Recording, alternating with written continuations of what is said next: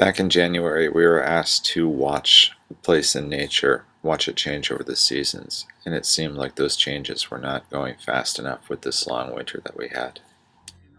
But finally, the day came when we left for Hawaii, and we could put to work all of the concepts that we'd been working on in this class so far. In my journal, and in the days leading up to the trip, as well as on the trip, I thought a lot about the Hawaiian concept of malama, or stewardship. In addition, I thought about the phrase ealae, which means to rise up, or to awaken. Used in traditional Hawaiian poems, the phrase means to arise or to awaken, just simply to wake up. For example, the poem Ealae, which reads Ealae kalaika hikina, ika moana kamoana, pi ika leva kaleva nuu, ika hikina, aia ka lealae.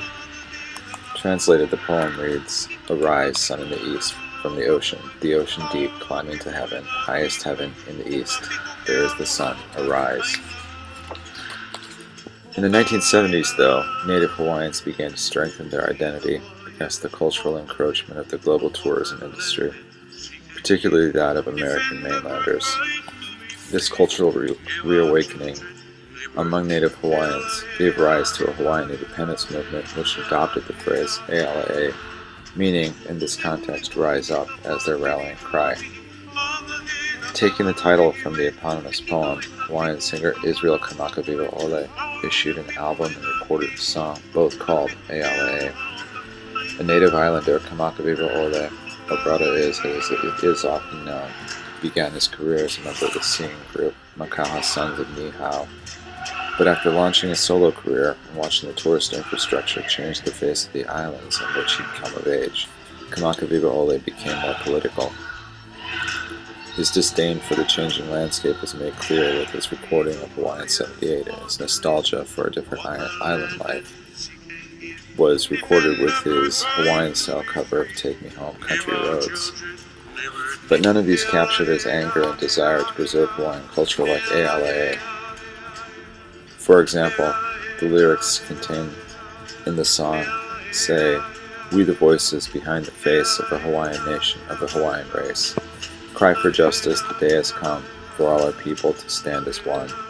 We the warriors born to live and work the land for what she can give, defend our birthright to be free, and give our children liberty. Ealae.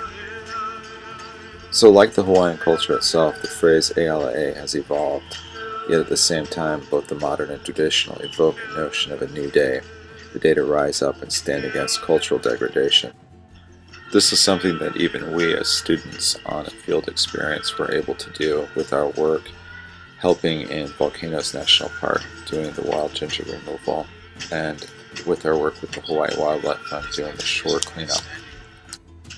These projects, along with our hikes into the Pololu Valley to see the pristine beauty of the more hidden part of the Big Island, and the hike along the crater rim and down into Kilauea Iki on the way to the Thurston Lava Tube and back, practicing leave no trace techniques really brought a joy to me that I could feel light in my heart, organ system, breathing the fresh air, helped with my lungs, and I felt that I had achieved a certain kind of balance that I don't always feel on the mainland.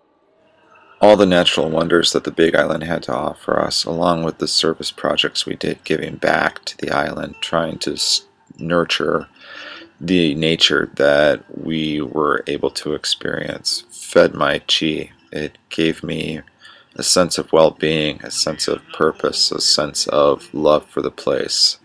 Ke aloha o ka aina, as they would say in Hawaiian. The sun has set on this particular trip to Hawaii, but I know one day I will return in Ealae.